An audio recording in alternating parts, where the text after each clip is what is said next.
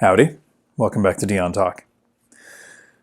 Owning a property can have a huge impact on our finances. In 2020, the Survey of Consumer Finance released information that showed the average net worth in the United States was about $121,000, but the average net worth of a homeowner was around $255,000, and the average net worth of a renter was $6,300. This is a huge difference. It's not like owning a property makes you likely to have twice the net worth of somebody who's renting.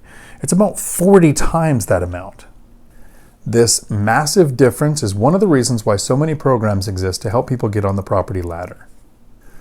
Programs like a VA loan, where service members or veterans can purchase a property with as little as 0% down and not have mortgage insurance, or programs like FHA, where you can put 3.5% down on a purchase and have a worse credit score and a worse debt-to-income ratio, lowering the bar for home ownership. Or you can use an owner-occupied conventional loan, where if you are a first-time home buyer, meaning you haven't owned a property in the last 3 years, you can put as little as 3% down. If you have owned a property, you can use a conventional loan to put 5% down. And yes, with FHA or conventional, you are going to have mortgage insurance if you put less than 20% down. And if you're not sure which one of those loan products works best for you, I made this video to help you understand the differences. And at the end of this video, I'm going to explain why I have not used my VA loan yet. When it comes to buying an investment property, it gets a little more challenging. We have a couple of options. You can save up all the money and buy it with cash. And in my area, an average house is about $500,000. It would take some of us quite a while to save up $500,000. And by the time we did that, prices would probably even be higher. Another option would be to take out a conventional loan with 20% down. But for an average house of $500,000, we would still need to save up $100,000. And for a lot of us, even that's going to take a long time to save up. And this is just talking purchase price. We're not even covering closing costs, immediate repairs, the money you need set aside for reserves. This is one of the main reasons why I wanted to make a video explaining how you can use a VA loan, FHA loan, or owner-occupied conventional loan to purchase a rental property. Well, that's easy, son. You just tell that lender you're going to move in, and then you don't. No, it's not fraud. We're not going to commit fraud. Let me clarify. How to legally acquire a rental property using a VA, FHA, or owner-occupied conventional loan. And I'm starting to understand why I don't listen to a lot of my dad's advice.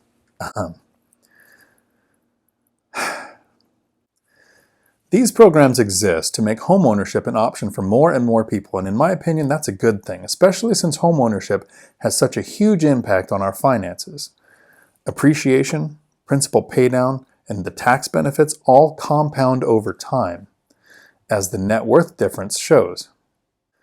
There are several ways to use an owner-occupied loan to acquire a rental property legally. The first is probably not the most popular method, but it's the simplest. Buy a house that has more rooms than you need and rent out those rooms to other people. It's funny to me, it seems like something's wrong with our brains. Most of us were fine having roommates when we were renting. But something in our mind changes when we're the owner. It's like we were okay with having other people help us pay someone else's mortgage, but we don't want somebody to help us pay our own mortgage. I actually use this strategy, but not to lower my housing payment. When I was in the police academy, I had young kids, and the academy was a little over an hour away, and with 12 to 14-hour days in the academy, it was really hard to make it home every day, so sometimes I would need to sleep at the academy. So I rented a room in my house to a young couple for free. In exchange, all they had to do was actually be 24 hours a day live-in daycare. How much money do you think that saved me? Another option that I've used twice is to use an owner-occupied loan to purchase a small multifamily. Up to 4 units has basically the same lending options as a single-family house. FHA and VA will still let you do 0 down or 3.5% down. With conventional, lending fears change often. I've used a conventional loan for a duplex that was 5% down, but for the last few years, with everything that's going on, for conventional loans, a lot of lenders are wanting 15% down, but this can change anytime, so always check with your lenders before committing to an FHA loan to see what they'll take for a down payment on a conventional loan. Something not talked about often is that you can combine these two strategies. You can buy a small multifamily, live in one unit and rent out the others, but then also rent out the rooms in your unit if they're rooms you're not using. This actually adds to your cash flow. Ooh, cash flow. That's that thing we like. Some people will say things like, in my area, there's not a lot of small multifamily. So another way of doing this is to purchase a house with an ADU, an auxiliary dwelling unit. Some people will call this a mother-in-law house. Basically, 2 houses, 1 property, numbers work like a duplex. A benefit to this strategy is that even though there's 2 houses, one of them is an ADU, meaning that this is an actual single-family house, even though there's 2 units. So now using a conventional loan gets you the same lending as a single-family house. This can make a conventional loan more attractive, since now if you're a first-time home buyer, you haven't owned a property for the last 3 years, you can do 3% down on 2 units. There's another way that I've used, and a lot of people use this method without planning it. Use an owner-occupied loan to buy a single-family house. Live in it for a year. Don't rent out rooms. Just live there for a year. After you've satisfied that 1-year requirement of owner occupancy, where you must intend to occupy the property, now you purchase another property, and when you move out, you turn that first house into a rental. That's what I did with this house. In the beginning, I had a bad debt-to-income ratio. So to overcome that, what I did is I moved from this single-family house that I kept through the divorce, and I moved into an apartment.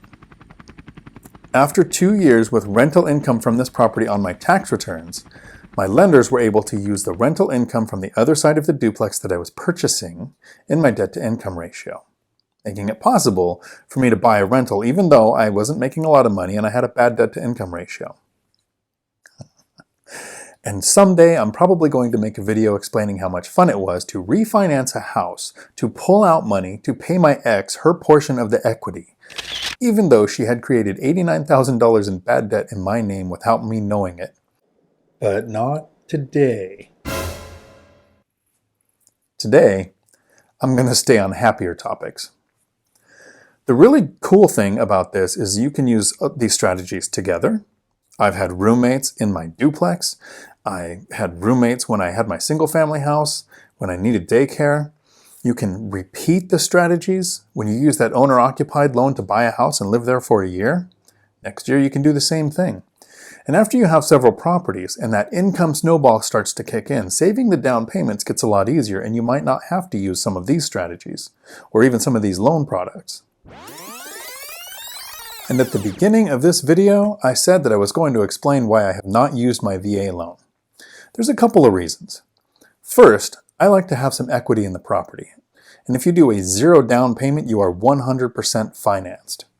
This got a lot of people in trouble in 2008, not with VA loans, but with ninja loans, no income, no job, no assets, where people could borrow 105% of the value of the property.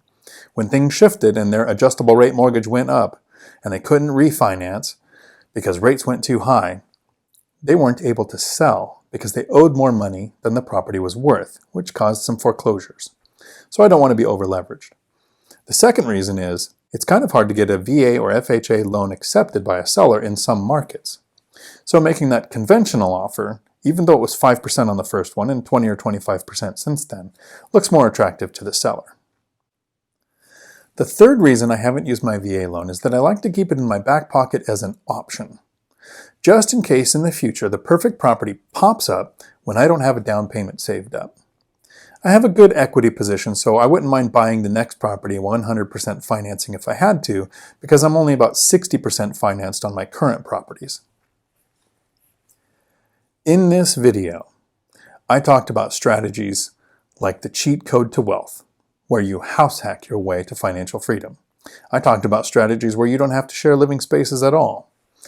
Please remember, it's always a good day to buy a great deal, and we are going to be alive in 5 years.